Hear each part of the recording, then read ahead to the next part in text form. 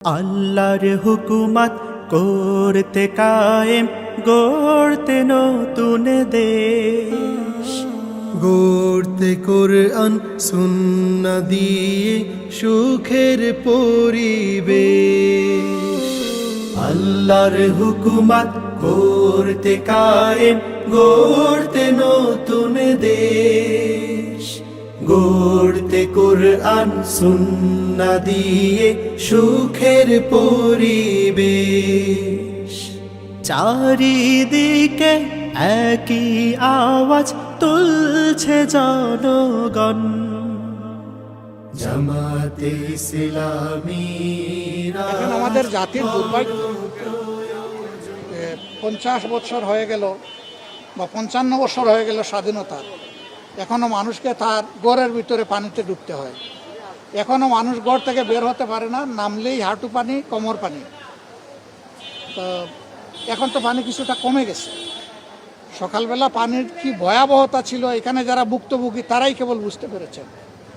এর অনেকগুলা কারণ আছে, কিন্তু এই কারণের পিছনে মূল কারণ মানুষের লুটপাট, দুর্নীতি, চুরি, অসততা এবং সমাজের প্রতি যে দায়বদ্ধতা জনপ্রতিনিধিদের, এইটা যুগে যুগে পালন করা হয় নাই বলে আজকে এই দুর্গতি। এটা দূর করতে হবে। আমরা জানি একদিনে দূর হবে না, কিন্তু আমরা সূচনা করব ইনশাল্লাহ। আমরা আমাদের অবস্থান থেকে আজকে চেষ্টা করেছেন আমাদের সহকর্মীরা মানুষকে পাড়ে একটু সহযোগিতা করতে, বিভিন্ন ভ্যান ভাড়া করে ঘরে ঘরে একটু খাবার পানি পৌঁছায় দেওয়ার চেষ্টা করেছেন। রান্না করা খাবার, শুকনা খাবার একটু দিয়েছেন, কিন্তু এগুলো সমাধান না ভাই, এগুলা সাময়িক সহযোগিতা। আমরা এর সমাধান চাই। সমাধান নিয়ে আমি সংসদে কথা বলেছি। এ পর্যন্ত উচ্চ পর্যায়ের 2টা মিটিং হয়েছে আমার সাথে, এবং আমরা আশা করছি যে একটা সমাধানে আমরা ইনশাল্লাহ পৌঁছতে পারবো। আমরা সমাজের সকলের সহযোগিতা চাই। এই সহযোগিতা নিয়েই আমরা ইনশাল্লাহ অন্তত এই আসনটাকে একটা দুর্ভোগমুক্ত আসনে আমরা পরিণত করতে চাই।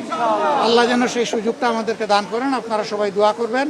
আর মানুষ কষ্ট পেয়েই তো খুব প্রকাশ করছে, এটা আমাদের পাওনা, রাজনীতিবিদদের পাওনা।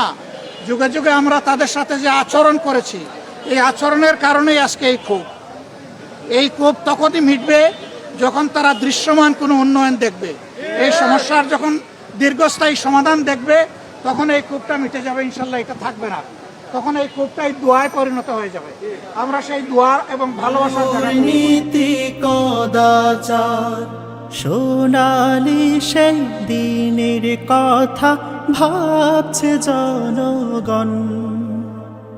জামাতে ইসলামী রাজ বড় প্রয়োজন, জামাতে ইসলামী রাজ বড় প্রয়োজন।